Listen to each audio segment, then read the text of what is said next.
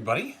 How's it going? Good to see a number of you already checking in the chat. See that there is a few of you that are watching that haven't checked in yet. If you are watching and you can, I would encourage you to, say hello. Exactly like Aaron just did in the chat there. Hey, Aaron, good to see you. Good to see you, Cassie. Not like I haven't seen you at all recently. Willie, good to see you though. Chris, good to see you as well. Kelly, good to see you. Hope you're doing well on this Sunday. Beth says, hello, beautiful day. It really is an absolutely beautiful day. It was nice and cool this morning. There's a little bit of humidity outside now, but hey, it's we're moving towards fall, which is my favorite time of year. So I'm pretty happy about that. Yeah, Willie, that's a great question about the different artists I'm playing.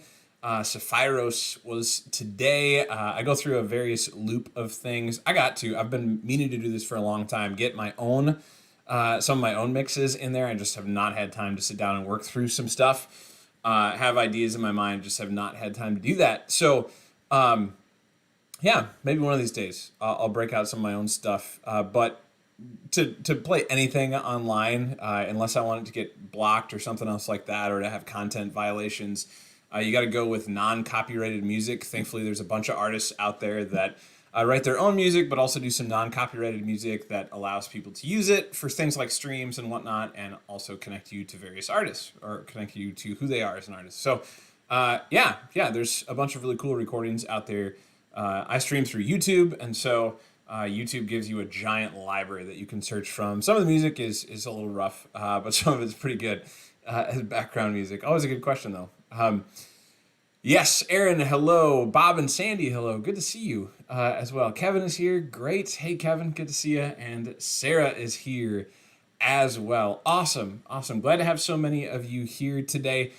First week at this 4 p.m. time. We have 3 more weeks left, actually. We have 3 more weeks left at this First Samuel study. We're going to be ending off this First Samuel study because we're almost at the end of the book. We have one of the shortest chapters left in First Samuel today. I'm not going to try to stick 2 chapters in 1 week anymore. That got a little bit lengthy last time. But we are going to go through First Samuel chapter 29 and then 30 and 31, and that's it. So we are cruising through the end of the book of First Samuel, and then there were a number of you that mentioned that you would like to study 2 Samuel. However, you also mentioned there was a greater amount of people that said that you wanted to study a different Old Testament book. And from the survey, the majority of you said the book of Proverbs, which is an interesting book to teach on. But I'm excited because I've never gotten to teach on Proverbs before. And so starting Sunday, October 4th at 4 p.m. at this exact place, we're going to start diving into the book of Proverbs chapter by chapter, which is pretty exciting. Hey, Diane, good to see you. Glad that you are here today. Y'all had an interesting time in Colorado, right? You had super heat wave, and then it snowed and everything else like that. I hope you guys are doing well today. But yeah, I'm excited to be wrapping out this book of First Samuel. It ends in a very sad way in a lot of different ways. To give you some context, because I feel like it's been a while since we've all been gathering together, even though it's only just been 1 week that we took off. To give you some context, a little bit of a reminder, in chapters 27 and 28, you have David gets a whole entire village in Philistia. Achish, the king of Gath, who really is the king of all the Philistines, gives David and his men a city, which is a common thing. We'll talk about that a little bit more today as well. And Saul, at the exact same time, has the Philistine army bearing down on him, and no one will talk to him. No prophets will talk to him. He inquires of the Lord, and nothing works in any sort of way, and so he's afraid. He finally goes and consults a medium who appears to bring up Saul back from the dead. We talked a lot about that at length a while ago, a number of days ago. We talked about that at length. You can always go back to past videos to watch that discussion. It supposedly brings up Samuel, who basically says that Saul will meet his demise in this battle, as will his sons.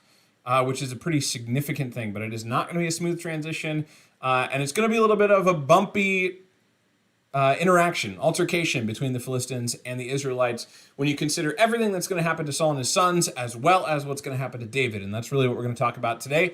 So that is where we're going to pick up with things. Actually, the Philistines are marching to battle. David is with them.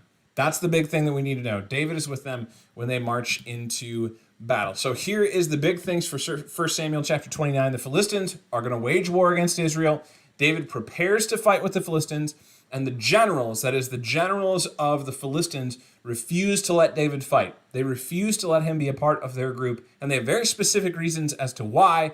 And depending on the translation that you're reading, I'm going to be reading from NLT today. In very literal, actually generals, but lords. And that's because of the way that Philistia is politically set up and ruled and things like that at this point in time. So we'll get to that whole entire conversation in a little bit. But that's what's going on in 1 Samuel chapter 29. As always, y'all can comment at any point in time. I'm going to have questions for you. I hope that you answer them and respond in the chat. This could easily be a chapter that we just kind of skip over.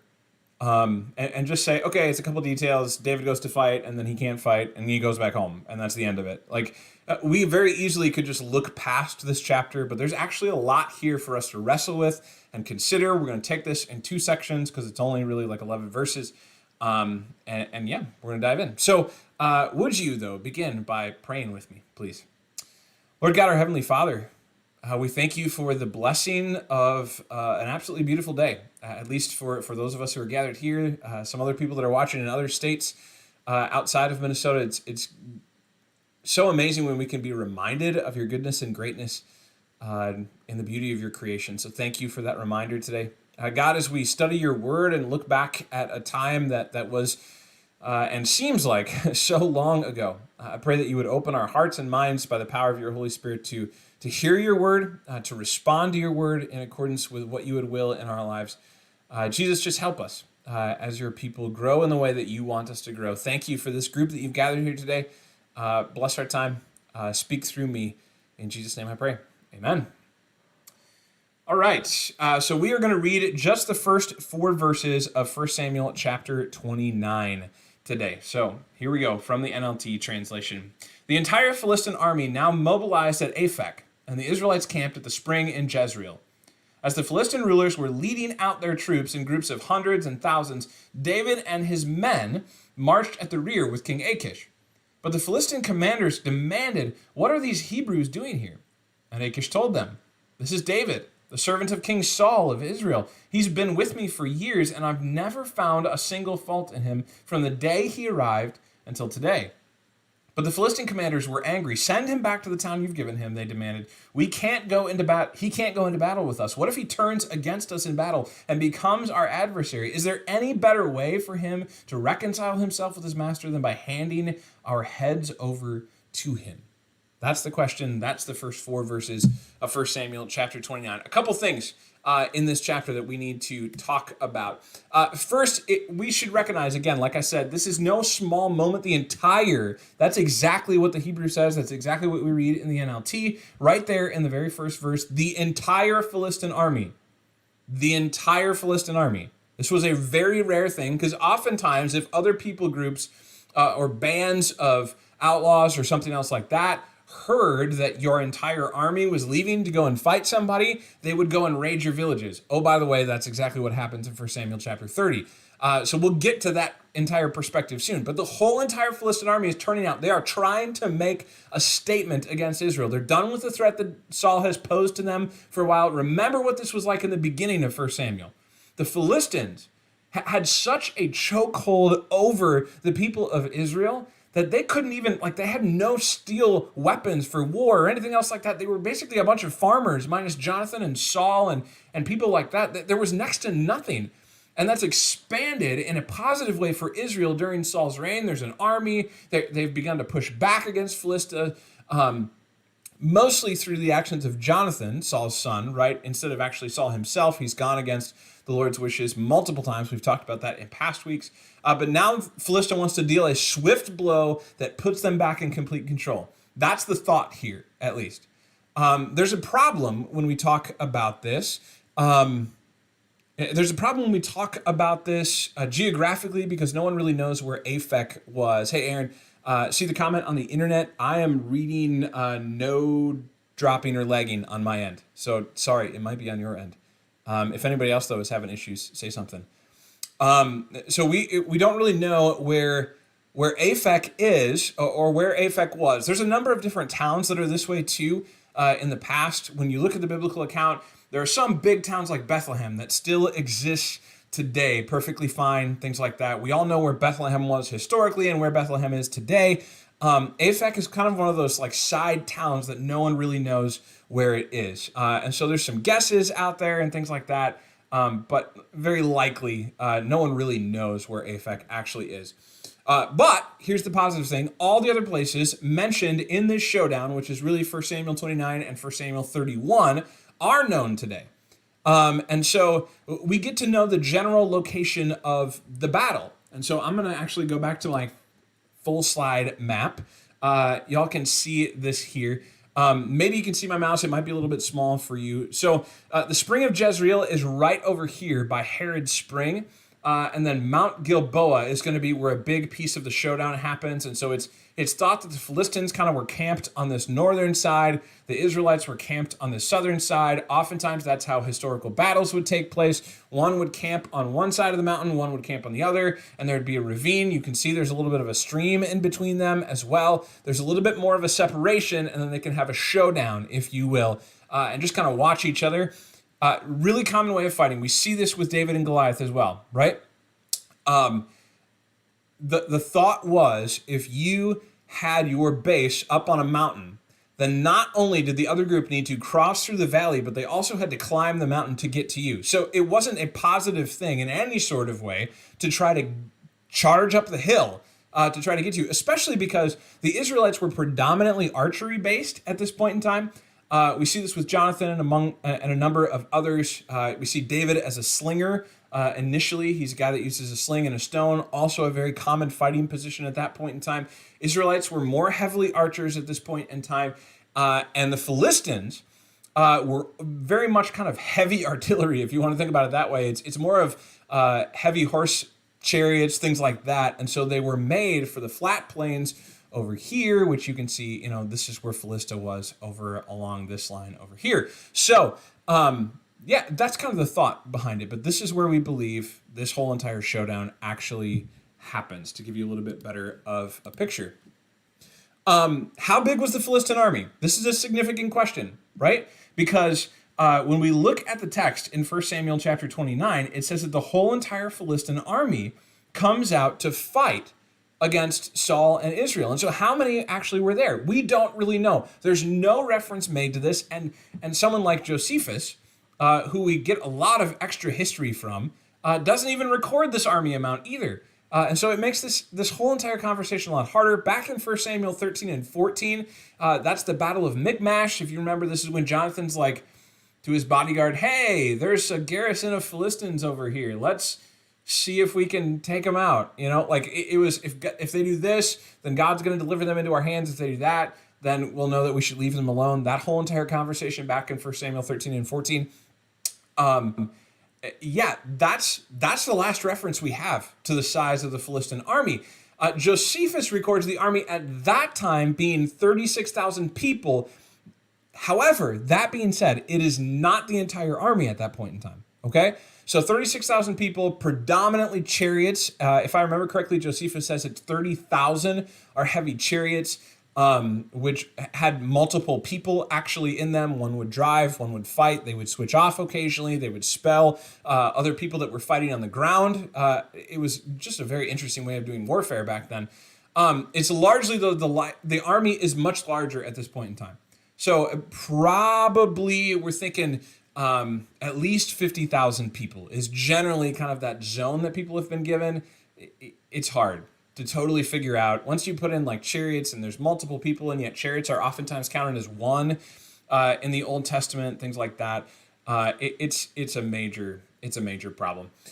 Keith asked how long since Goliath was killed. Yes, I would have to refresh myself on that because it's been a long time since we've had that conversation.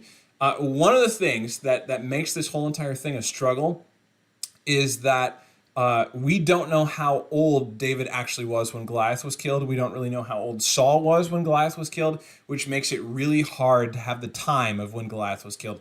If we are going on the thought that David is about 13 years old or so when he kills Goliath, maybe a little bit younger, maybe a little bit older, we're probably talking roughly, if you go with the 40-year reign if you go with the 40-year reign of Saul, again, we're kind of running the whole entire gamut here. If you're going with that whole entire reign, we're talking about 30 years or so. Okay. Maybe a little bit longer, maybe a little bit shorter. So that's the timeline. It's been a while. And remember, Keith, I'm glad you brought this up. Israel did plunder the Philistines then. They plundered the Philistine camp. So the entire Philistine army was not coming out that time. And we'll see how this works and why that matters, because again, the way that Philistia is politically set up and controlled and things like that. It's a great question. Israel did plunder the Philistine camp, not as much actually Philistia at that point in time. They go to showdown, they plunder the Philistine camp. It's not the whole entire army of the Philistines that actually shows up when David and Goliath show down. It's a great question though. Yes, Israel did plunder them. That's one of the big reasons why Israel began to be a lot more independent. If you think of the plundering of the Philistines, not only do you get food and resources, they got a lot of weapons. That's a big deal. David and Goliath is significant, not just for David. It's significant for all of Israel. It's one of the things that God does to reassert his people's freedom against the Philistines. Thanks for bringing that up, Keith. Again, we see a very common move here. We've talked about this in the past when it comes to Saul sleeping in the center of a bunch of different people in a military camp. It's another common move here. A nation's king was heavily protected, yet he was expected to go with his people into battle. So Achish is no different. All of the people are ahead of him. Achish is in the back. It's noteworthy then that David and his men are acting as bodyguards to Achish. And there's a whole entire reason why. There's incredibly detailed arguments on why David and his men are actually bodyguards and what David's intention was and whether it was true or not. Well, I'll talk about all of that in just a little bit. But yeah, that's what David are doing. David and his 500, 600, however many men it is at this point in time, are actually acting as the bodyguards of Achish, along with Achish's personal bodyguard, which is probably at least 1,000 people. Many kings back then, you see it with Saul. Saul has 3,000 elite troops, but then he has roughly about 500, 600 people that are kind of his elite bodyguard that follow him just about everywhere. That's kind of what David is doing for Achish at this point in time. So Achish is all the way in the back. Everybody else gets to march off into battle. So Achish is the last line of defense in every possible way. This would be the reason why you'll hear about battles like this in the book of Judges. You hear about battles like this moving forward in 2 Samuel, 1 and 2 Kings, 1 and 2 Chronicles, things like that. If you could get your opponents marching one way with their king at the back and then do a sneak attack off to the side, that was really, really key, because then you were taking out their leaders. So sneak attacks, if you could find a way to split your people up and attack an enemy from the rear as they were marching, a really, really big thing back then, because oftentimes that's where the kings and the lead generals were in a lot of different ways, was in the back where they could be safest, because it mattered back then. You needed to be protected. There were not many incredible people. You couldn't just download your battle plans or something else like that on your phone. It's a big deal. It's a big deal. So David is in a very, very significant position of power. What happens next is widely disputed by scholars, though. The commanders of the Philistines push back on David's presence with them. He is marching into battle with them. Some scholars claim that it's God rescuing David from tricky situations where he would have to choose allegiance, either with Achish or with Israel. Others claim David would have turned on Achish anyway, and the commanders were right, that the commander's assertion that David is dangerous, that he can't come into battle with us, things like that. There's a lot of people that assert that that actually was true, that David would have done that. Here's the big thing, though. Remember the rule. Unless it's explicitly stated, or we have no other option but to choose that. That's not the case in this case. 1 Samuel doesn't tell us anything, so all we can say is speculation. All we can say is speculation. It's noteworthy that David has proven to Achish that he really is an ally. Achish fully and completely believes him. And yet, we also know this from previous chapters, David is kind of pulling the wool over Achish's eyes, right? He's going and raiding other areas and telling Achish that he's raiding Israel instead. He's slaughtering everyone in the towns that he's plundering, and so no one can go back and report to the Philistine king what's going on, okay? So it's significant, though. David has proven to Achish that he is an ally. Achish believes him fully and completely. There is not a second thought in Achish's mind at this point in time. The commanders, though, make a good argument that David could easily turn against Achish in a way that would forever cripple Philistia. If he's in the back, again, he is the sneak attack, right? And David and his men were significant. We'll find this out, well, if you keep reading under 2 Samuel and things like that, into the more detailed life of David as a king, you get to see how significant his fighting men are. There are some incredible warriors in terms of their strength and abilities and things like that, even one against many, many people. They were known as David's mighty men for a very significant reason. This is quite the army that David begins to build for himself in this place. And so it would likely just completely cripple Philistia. Because think about it again. There's no other army. The entire Philistine army is marching off to fight against Israel. They are putting their chips in the center of the table, going all in. This is a big deal. The commanders make a good argument. Some early church fathers have played on the words from Achish from verse 3. So verse 3, as I read it for you, says, but the Philistine commanders demanded, what are these Hebrews doing here? And Achish told them, this is David, the servant of King Saul of Israel. He has been with me for years, and I have never found a single fault in him from the day he arrived until today. Literally translated from the Hebrew there is, I find no fault in him. Maybe you think about the words that Pilate uttered about Jesus. I find nothing wrong with this man. He should be flogged and then let go, or something else like that. You know, you get the same picture in your mind. Oftentimes, the early church fathers connect Old Testament, New Testament texts like that. It's a very, very common ancient church father theological move, preaching move, things like that. And the thought is, generally the comment is in some of these early church father writings that Jesus was sentenced to death. Even though there was no fault found in him, Jesus was sentenced to death so that we might be saved. David was removed instead so that God's people could be saved through his service as king. Beth says, he may have been his ally, but did they really need David's help? Maybe why the commanders didn't want him along. That's a great question, Beth. And I'm going to leave that as a cliffhanger because 1 Samuel 29 is going to tell us more about that. It's a great question to have in the back of your mind, though. It's a good observation. Here's my questions for you. 2 questions, simply put. Again, as you answer these questions, you can put a 1 or a 2 next to them. However you want to answer them. David is in a tight spot here, whether he planned to turn on Achish or not. He definitely takes moments one step at a time as they are presented to him, right? He's very calculated. He says he's going to go into battle. He does go into battle. He continues to follow Achish into battle. He takes moments one step at a time as they're presented to him. Notice he's not showing his hand. That's how we know that he's taking moments one step at a time. It only makes sense for him to go into battle with Achish in this moment in time. He leans into his allied status with Achish at this moment in time. And then he holds his cards close to the vest. We have no idea. He takes one moment at a time as they are presented to him. What can we learn about that? And then what do you think it says about David that Achish finds him so trustworthy? There's 2 completely different answers you can give to that question, by the way. So question 1, question 2, important questions there on the text. Love to hear what you have to say.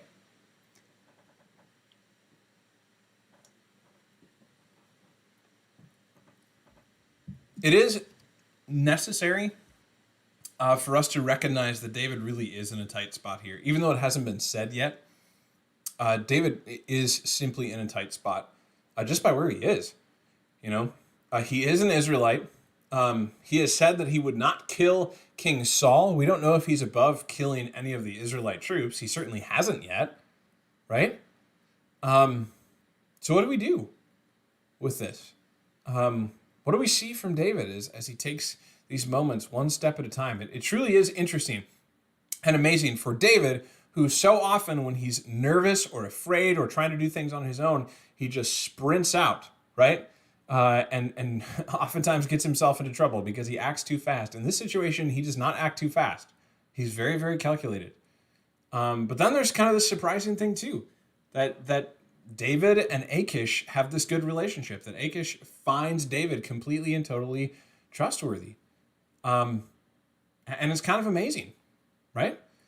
Chris says it reminds me of Matthew 6:34, not worrying about tomorrow because each day has enough trouble.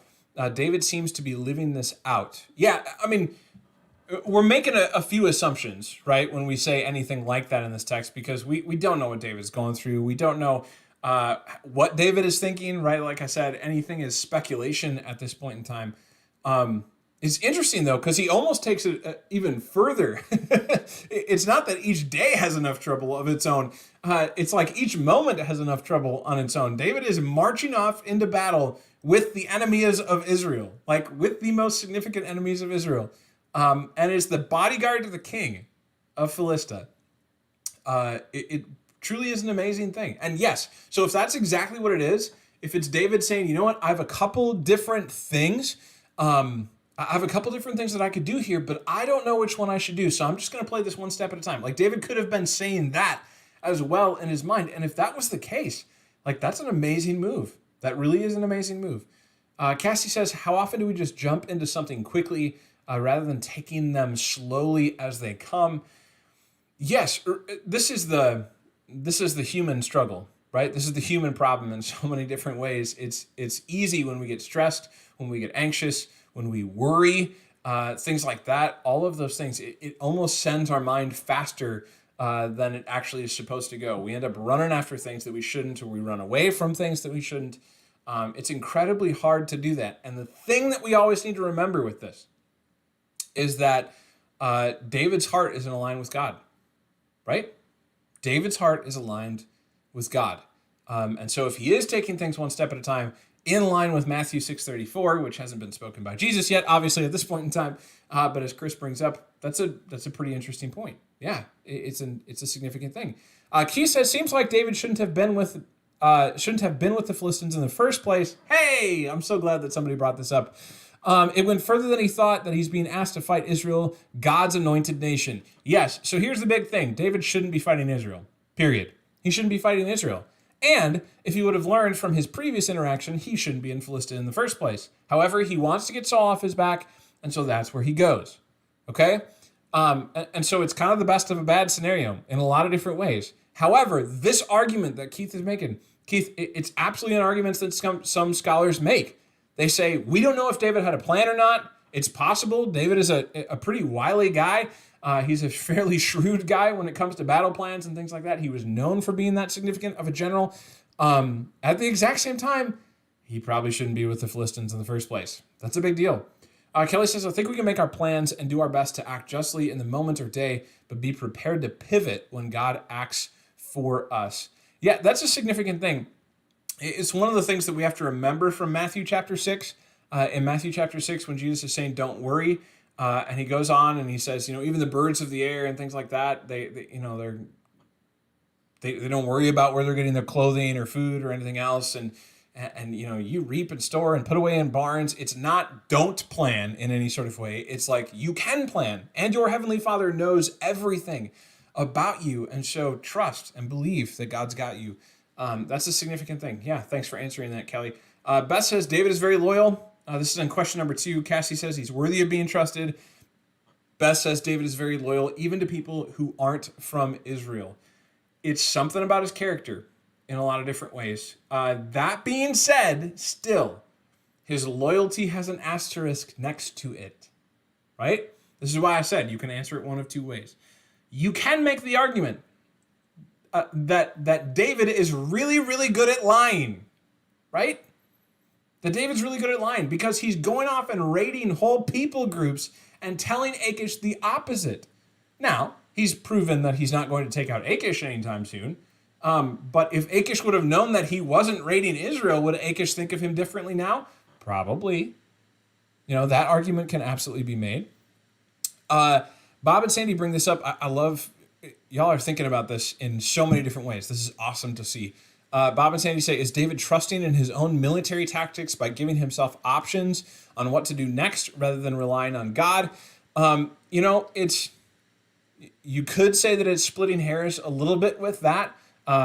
Generally, my answer would be I don't know in this case, because I don't know what David's motivation is to continue to be with the Philistines in the first place. If David is thinking that he's going to march into battle with the Philistines and then do a sneak attack on the backside, then David is very likely trusting his own military tactics, but we don't know what's happened in the meantime. We don't know what preparations David has been doing or anything else like that. So it truly is kind of an up-in-the-air conversation. If David is just going in saying, though, you know what, I'm going to go into battle because I'm the one that can overthrow the Philistines. I can do the sneak attack. I can take out Achish. It's all going to be this great thing and doesn't inquire of God or anything else like that, then absolutely, Bob and Sandy, you can make that argument that David is trusting his own military intelligence more than he's trusting God, which is a significant thing in the Old Testament. Remember? We've seen this already in David's life. When he inquires of God, he makes the right moves. When he does things his own way, he struggles in a lot of different ways and gets himself into tight spots and almost sins sometimes and does sin other times. Kevin says, David is consistent in his actions in front of Achish and his men. Bingo. So this is ultimately what it comes down to. Whether you lean on one side or the other, that David truly is loyal to Achish and wants to be friends with Achish, or if David is completely bogus and just making stuff up so that he can take over Achish in the first place, it says that David is consistent. It says that David is consistent. Achish doesn't have to wonder what David's going to do. He has seen the exact same thing from David for about a year and a half or so, right? It's about 16 months. We talked about this timeline last time. It's about 16 months. So it's a significant thing. It's a significant thing. It's consistency that David shows him. Keith says, kind of like Joseph, God was with him, and Pharaoh and others saw that Achish does refer to David in verse 9 as an angel of God. And actually, we're going to see that Achish references Yahweh even earlier than that. That's a good catch, Keith. Jumping ahead. I like it. Willie says, whether he intended to turn on Achish or not, being among the Philistines who were enemies of the Israelites, David was using his own wisdom and discernment. Yes. Okay. So that's going to previous week's argument. But that is kind of what we came up with, is that there is zero reference to God saying to David, hey, go to Philistia, and that would be a good thing for you. We also don't, we do have evidence on the other side that God says through his prophets to David, stop hanging out in Philistia the first time he goes over there, right? Stop hanging out there. You can't do this. You're working for the benefit of the enemies of God. Like, stop doing this. And he moves on and goes into Israel and things like that, right? Nothing is talked about this time. And so there is a lot of evidence to make the argument that you make, Willie. David is simply relying on his own wisdom and discernment. It's not a good move. He's not where he should be. You can absolutely make that argument. And sometimes this is the way that it goes, right?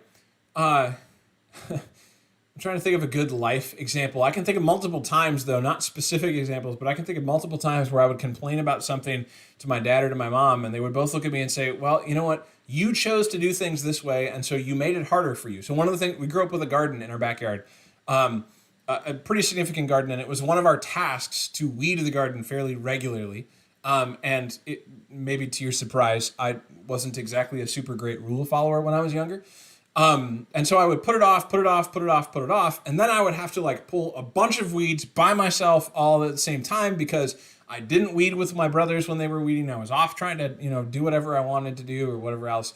And so I ended up having to do the chore by myself, and it was frustrating, and I would complain, and it was getting dark outside or whatever else it was that I was complaining about. And generally that would be the response I was met with. Well, you chose to be here, right? You made decisions that allowed you to be here in the first place. And so that commentary of, we can say, wow, it's amazing. David's not worrying. He's taking things one step at a time. The other side says, you know what? He shouldn't even be here in the first place, right? We can still say it's kind of amazing that David is taking things one step at a time and not jumping the gun because he's done that before. But at the exact same time, yes, everything that you bring up, Willie, absolutely right on.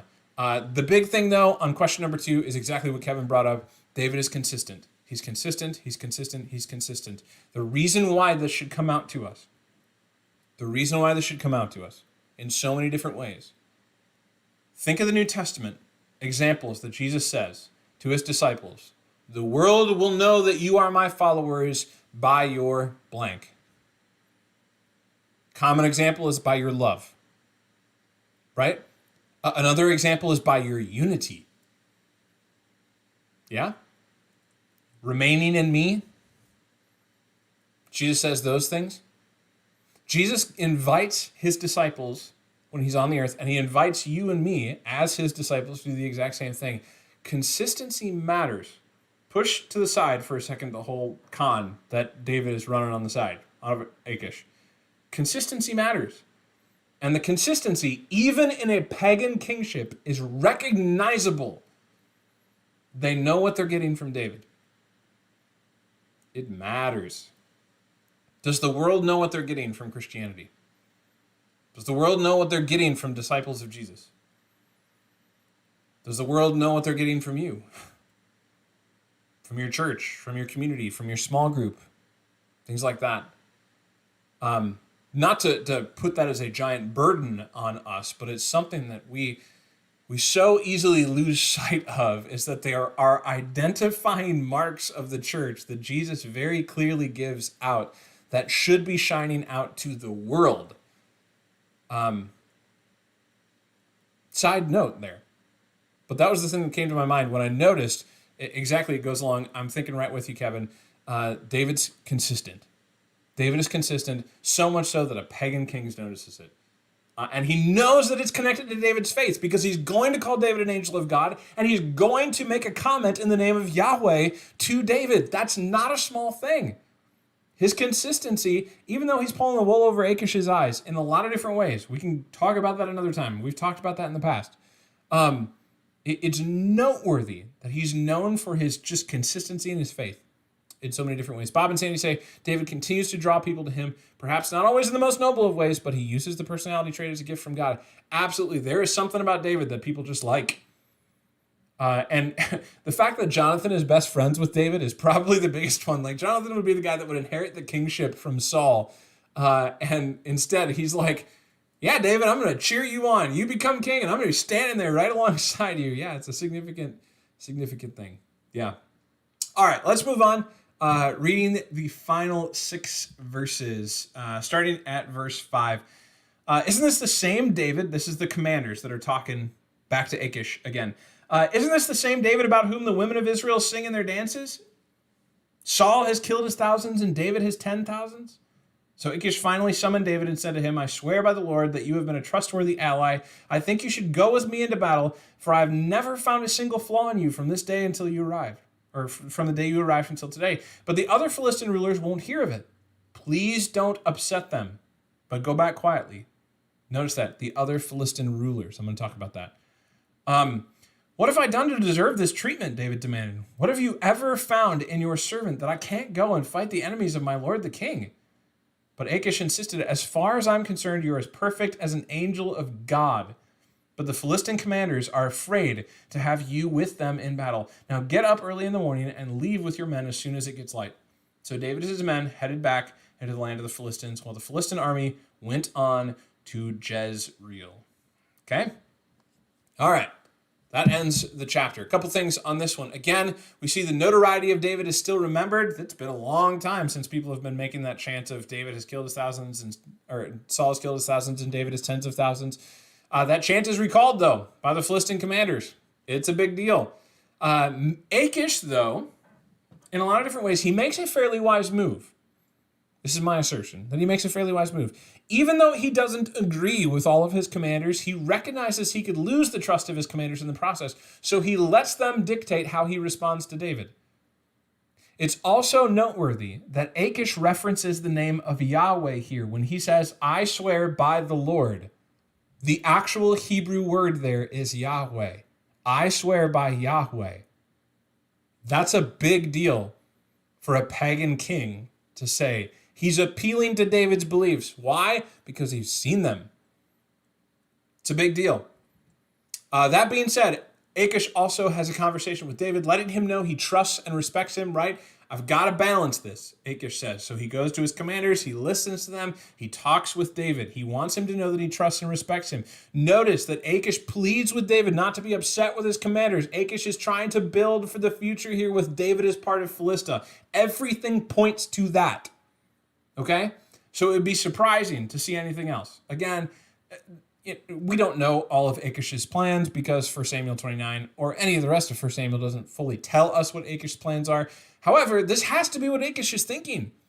I would be very surprised if it wasn't what Achish was thinking. He's allowing David to go with him into battle, and he's having David as his bodyguard. It's no small thing. He sees David as someone significant, and if he can turn David fully to be a Philistine, that can only be good for him, right? The literal translation from verse 7. So verse 7 in the NLT, as I read it for you, please don't be upset with them, but go back quickly. Sorry. Verse 6b. It shouldn't read verse 7, sorry. 6b is return and go in peace. No, and it is 7. Wow, I only got it all turned around there. Return and go in peace, that you may not displease the lords of the Philistines. Okay? So the NLT kind of combines some things together. The Philistine rulers won't hear of it. Please don't be upset with them, but go back quietly. Verse 7, literally in the Hebrew, is return and go in peace, that you may not displease the lords of the Philistines. The lords of the Philistines. Where did this come from? Right? I thought they were commanders. These are not just generals in an army. Remember, I talked about this briefly a number of weeks ago. The power structure in Philistia is more of a spread out system, with lords and governors being the chief leaders over certain territories, certain villages, certain towns, rather than one king holding power tightly. Achish is the king, and he is the leader over Philistia. However, Philistia was a lot more like, maybe think of it like Rome. Even it's not a perfect correlation to Rome. But you see Pilate is a governor here, and Herod is a governor over here, and then there's Caesar, and everything else like that. And everyone kind of has power over their own jurisdicted areas. We see this even with David. David gets his own town, right? That's very much how Philistia operates. So what literally could happen is the whole entire, like half the country could turn on Achish and say, you know what? You're on your own now, right? We're going to take our men, we're going to take our people, we're going to go back home, and you can fight Israel on your own, right? That's what's at stake here. This is not just commanders disobeying their king. This is lords of lands and people saying, we might not fight with you then. In a lot of different ways, Achish doesn't have a choice but to tell David to go home. Certainly because David only has like 600 guys with him, right? When you're talking about an army of 50,000 for the sake of 600 guys, is it really worth it? Maybe, because David is a significant figure, but still, doesn't really come out. David isn't having it initially. The what have I done question, this is something that just kind of struck me this week. David asks this question a lot, doesn't he? The what have I done? He asked it to Saul multiple times, right? He asked it to Samuel once. Now he's asking it to Achish. They're like, why? Like, he does seem to kind of get into that sense of why me. This is what makes it so tricky to wonder what David is thinking here, though. Because the what have I done? He doesn't just say, like, okay, that's great. Like, I'll go back home. He doesn't say that, right? He actually pushes back. This is my struggle with the scholarly position of saying God delivers David and David is, able to go back home and then he's not put in a compromised position. Like, yes, that can absolutely be the case. But then think about it. David pushes back. He gets an out, and he still pushes back. That's a really significant thing.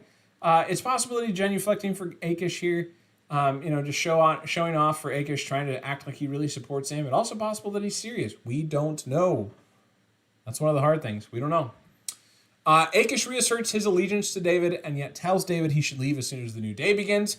David finally listens and heads back to his village, much to his dismay, because it's going to be a mess when he comes back home, while the Philistine army heads out to battle with Saul and Israel. That was it. That's the chapter, friends. So, let's hear your answers to these questions. First question, what wisdom do you see in Achish here? And then just kind of a side note, can we learn things from non-people of God in the scriptures? Like, can we say of someone like Achish, hey, that's a really wise decision. He kind of sits in the middle of the road. He appeals to certain things about certain people. and he finds the best way forward. Maybe you don't believe that. Maybe you do. Can we look for wisdom in people like that, though? And is it godly in any sort of way? Does it matter in any sort of way? Something to think about. I'd love to hear your response on that one. And then why do you think David pushes back against Achish sending him home? That is kind of the lingering question. Like, why does David actually do that? If David needs an out, yeah, why does he do that? Maybe he is planning a sneak attack, and so he's pushing back because he really, really, really wants to be able to do the sneak attack. And he wants to take Achish out because it's going to solidify Israel as the people of God and as rulers in that area.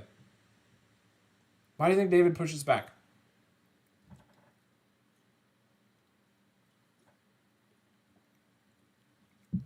Again, as you answer these questions, you can put in a 1 or a 2 next to them, and it allows you to, it allows me to know which questions you are answering at the right time. There's a lot, though, that we could pull out of Achish here. There's a significant amount of different things that Achish shows. One of the big things that I want to point out is that Achish is the king of Philistia, right? It's no small thing that Achish actually tries to smooth this whole entire situation over. It is no small thing that Achish actually tries to be nice and kind to David and things like that. There's a lot of kings that would not give the time of day, right? That it wouldn't matter. Think about some of the interactions that Saul has had with his commanders in the past, where he's just said things like, no one wanted to tell me that David was in town. What's wrong with all of you? Like, has he promised you all of these different gifts and things like that? Like, that's in a previous chapter. He just kind of rants to all of his commanders instead of trying to find a way forward, or instead of trying to find a way forward with David. Like, it just is crazy to see how different, and maybe this is what makes it stand out all the more, is we've seen how Saul has acted, right? We see how Saul acts, and now we see Achish. And Achish almost looks, this is a generalized statement. Achish almost looks like a wiser, more godly king than Saul does in some situations, yeah? He seems to actually care about everyone involved. And Beth, yeah, that's exactly what you bring up. Achish didn't get too puffed up about being king, so he wasn't so prideful to demand his way.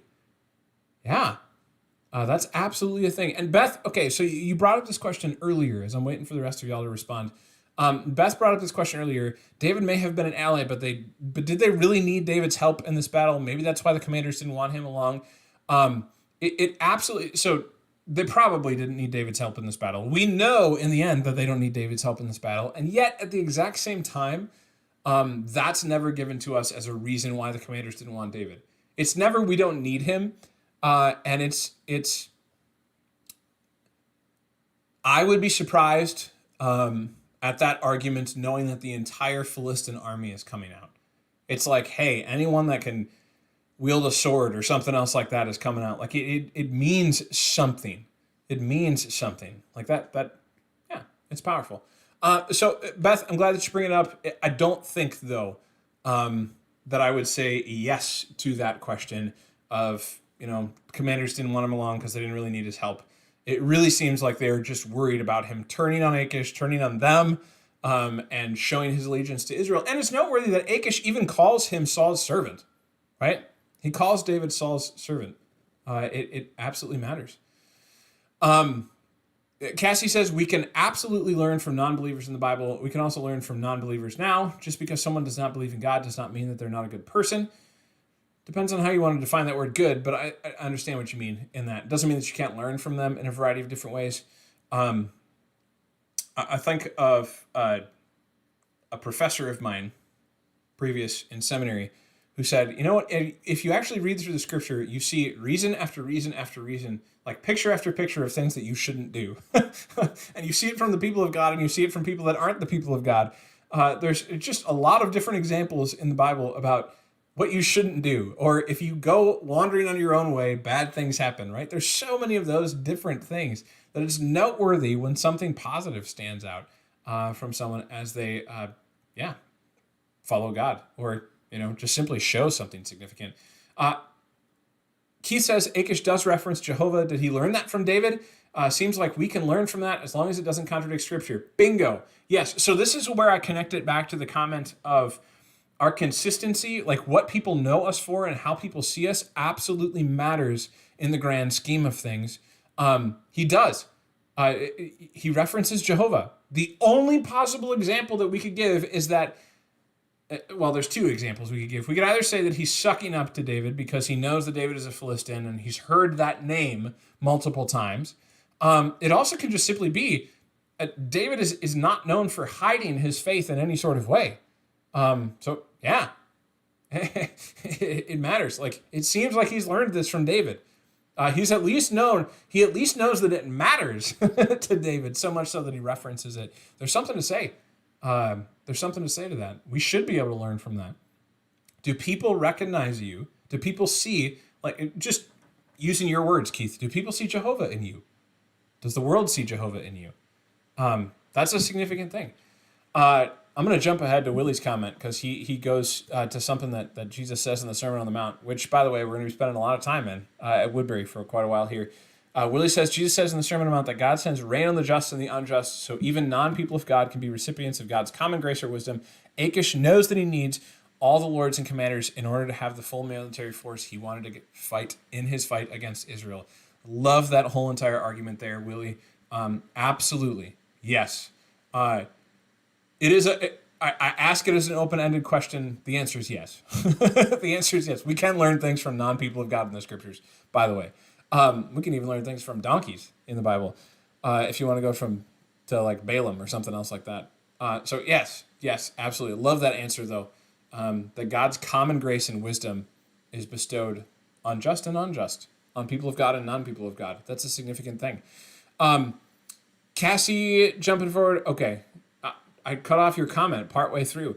Cassie says, we can absolutely learn from non-believers in the Bible. We can also learn from non-believers now. Just because someone doesn't believe in God does not mean that they're a good person, right, in quotations, or treats others with respect and humility. That's significant. Bob and Sandy say, Achish shows good leadership qualities by listening to everyone and making a decision, and everyone in the making the decision. Yeah, absolutely. Absolutely. He listens. This is a big thing for a king back then. It's a big thing that he listens to his commanders. He listens to his people. That is no small moment there.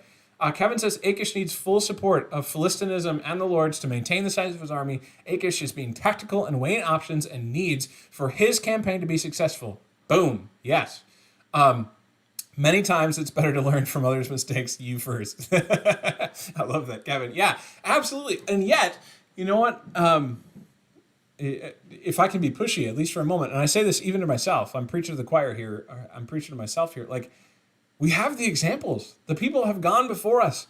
Crack open the scriptures, right? They're right here. And sometimes it takes time, and we miss them when we, in my opinion, we do ourselves a disservice when we speed through chapters like this, which very much are like, it's 11 verses, right? You can blow through this whole entire thing really quickly. No one sticks around. Like, okay, so David almost goes into battle and then doesn't go into battle. Like, it's significant. It's significant what happens. And it kind of apply to our lives today. Appreciate that, though. Kelly says, there's strategic wisdom in Achish. He's authoritative in his position. He listens to the input of his leaders, and his decision goes with the majority. He also takes the time to maintain a relationship with David who could be valuable in the future of Achish. It's something, we can't miss it. We can't miss it. Yeah. It is an amazing thing that Achish actually does. Sarah says, I think we can learn things from non-people of God, and maybe through the lens of how God would impact the situation. Like, that was a strategic decision, but how would God's guidance have changed it even more? Yeah, interesting. Those are some of the questions that we asked too with David, though, right? Like, so when David flees and then goes and gets the sword and takes the bread from the priests and things like that, and then Saul finds out about it and goes and kills, 80 priests at Nob. If David would have inquired of God and been honest about it then, would something have been different? You can ask that question all over the place, but it's a significant one. That's a good point. Cassie says, why does David push back against Achish sending him home? He doesn't want to. It is disrupting his own viewpoint on what he was trying to accomplish, depending on what you think David is trying to accomplish, right? That's, again, the big thing that we don't know in this system. We don't know exactly what David is trying to accomplish. But yes, if you are saying David is trying to accomplish a sneak attack, or David is simply just trying to fight with the Philistines, you know, you just don't know. There's a whole bunch of questions in that sense. Kevin says, though, David knows that what he is returning to and not immediately leaving, or not leaving immediately, shows respect and loyalty to the king. That is another argument as well.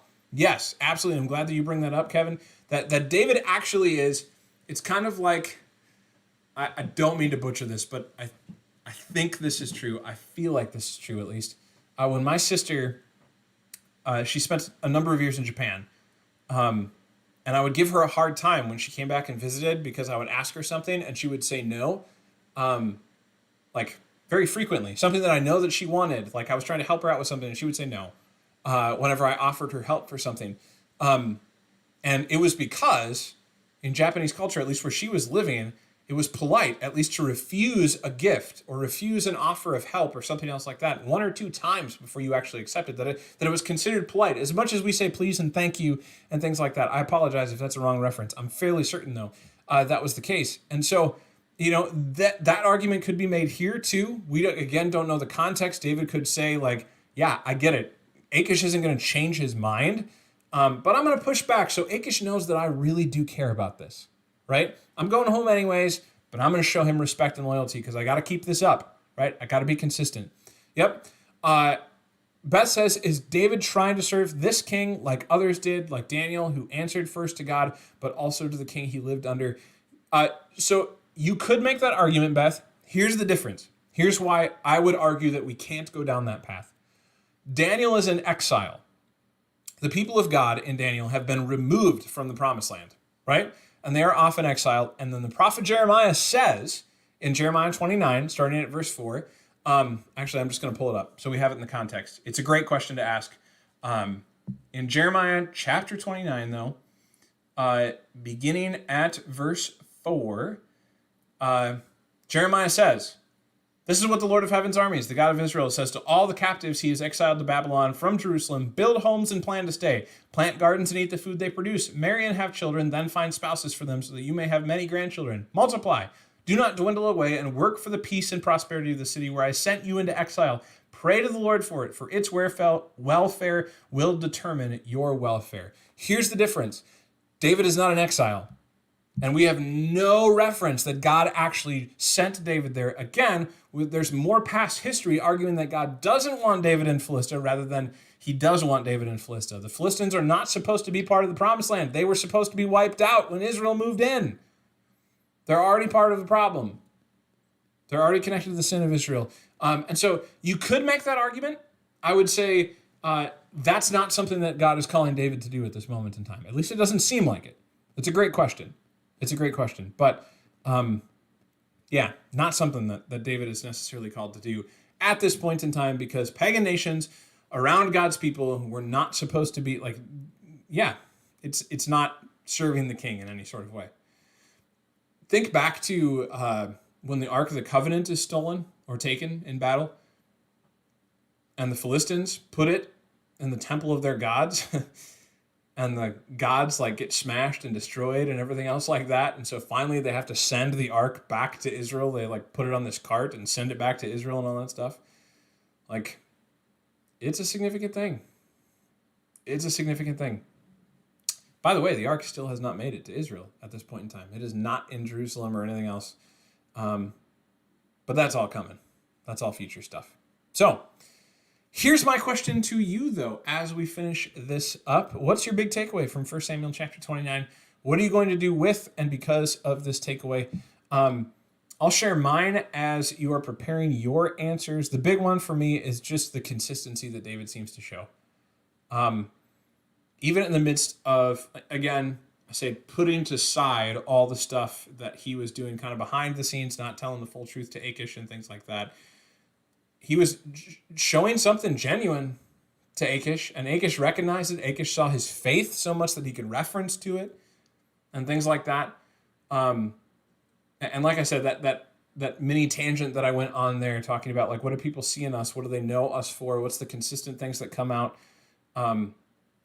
And then just being amazed at how many times Jesus uses that tag phrase of People will know you are my disciples, or people will know that you are children of God because of dot, dot, dot. Fill in the blank with love, fill in the blank with unity, fill in the blank with remaining in me as the vine, things like that. It's significant. It's significant. And so to me, the challenge is, where am I lacking that consistency? And how is Jesus calling me to be more consistent in that sense, so that people see God in me? So that people see God in me. That's my big takeaway from 1 Samuel chapter 29. I would love to hear what yours is. Keith says, it makes sense that David should push back to keep up his reputation with Achish. Yep, that's a common thing. That's a common thing. That argument, that assertion is that's what David is doing. That's very well believed. As we see in the next chapter, it was good that Achish sent David home when he did. Yup. Always moving ahead, Keith. Always moving ahead. Yeah. Don't miss next week, because when David goes home, it is not a great arrival at home. Yeah, what's your big takeaway, though, from 1 Samuel chapter 29? We are almost at the end. Just 2 more chapters. Would love to hear what your takeaway is. Kelly says, keep calm and carry on, for God is with us. I like the consistency of reflecting the behavior God is pleased with. Yeah, I like it too. We're not great at consistently reflecting the behavior that God is pleased with, are we? That's part of the tension and part of the struggle, right? I think that, yeah, the keep calm and carry on thing is really, really big. I think you see that a lot. There are times when you see that in David. You see that more in those early disciples, though. I'll have to dig them out. I've got copies of journals that two female martyrs wrote, like in the week that they were arrested, and then finally they were fed to lions in Rome. So they're early documents, but it's outstanding. Like it's so moving that it brought me to tears the first time I read it. Their commentary, the letters that they're writing to people in the church outside of their execution, their prison cell, things like that, is very much like, we just want to be people that glorify God. We just are praying that God would give us the faith, that God would give us the strength, that God would continue to lead us forward, even in the midst of this difficult time, so that He gets the glory. It's astounding to see that. The calm, though, that's over them in these letters is amazing to me. Bob and Sandy say, God calls us to be people persons. How can we be better at treating others with respect, even if there are differences in play? Yeah, that matters. That matters. Especially, and I loved this point. As Pastor Tom was preaching today, I don't know how he phrased it online. Unfortunately, I didn't get to watch any of the online services yet. But when he preached it live, he leaned into this twice, to where he said, look, we can be people who work for peace, as Jesus says in the Beatitudes. Blessed are those who work for peace. We can be people who work for peace, or we can be people that stir the pot. And it is very, very easy to stir the pot instead of work for peace. Because we can't just say there should be peace, right? That's not working for peace. That's just saying there should be peace. I would say, on your comment, Bob and Sandy, like, one of the things that makes it so hard to treat others with respect is that everything in our culture and our world seems to be pulling in the opposite direction. That it's us versus them, my side versus yours, whether you're right, whether you're wrong. It's a significant thing. And so all the more reason that, yes, absolutely, we need to be treating others with respect, even when there's differences at play. It's that it was overly done with bracelets and everything else like that. But what would Jesus do? That matters.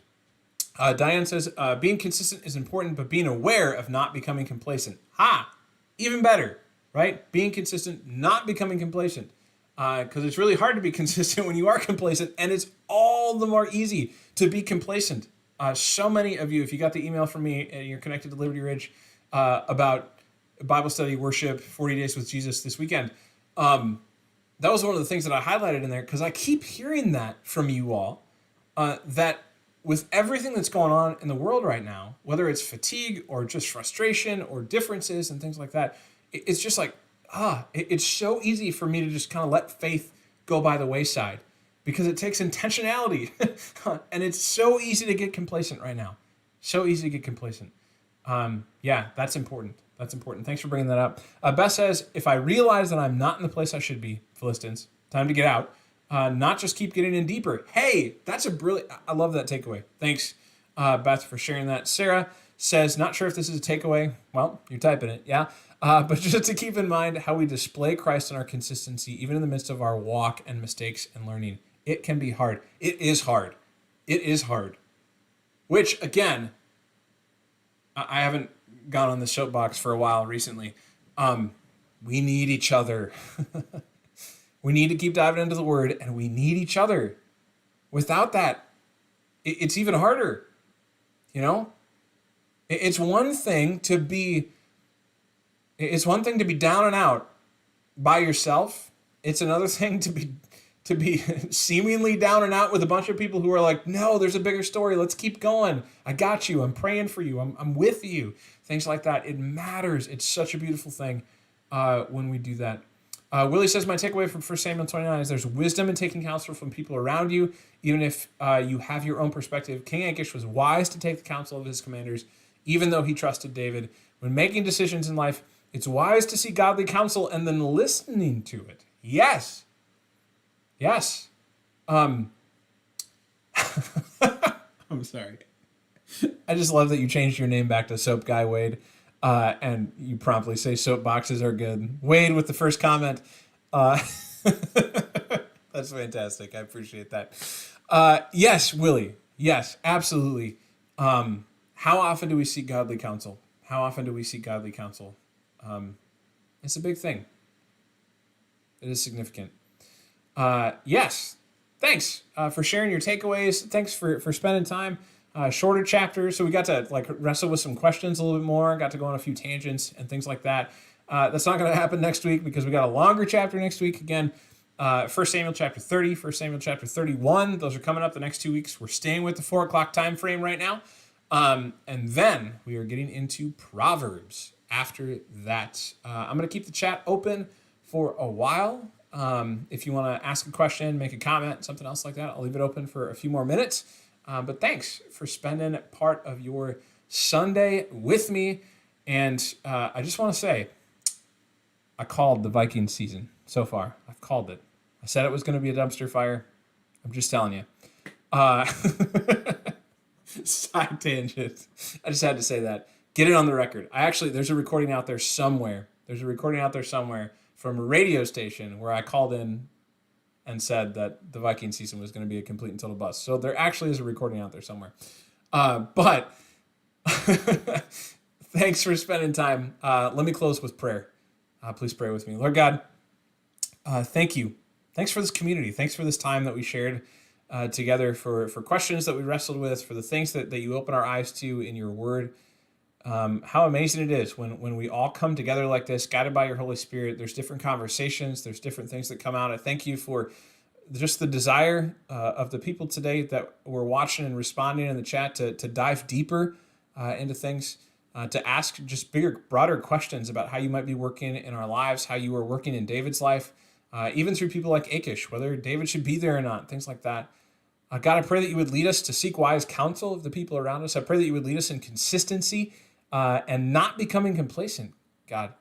I pray that you would just open our eyes to the opportunities that you have set before us. Make us willing to step out in faith and follow you and see it clearly, God. Help us to encourage one another, too, along the way. Thanks again for this time. In Jesus' name I pray. Amen.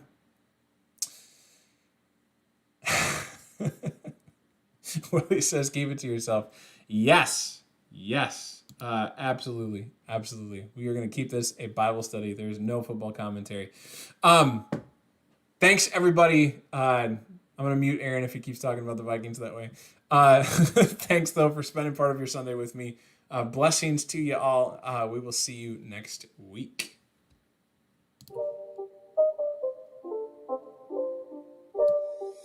It's not a game, it's a rich thing.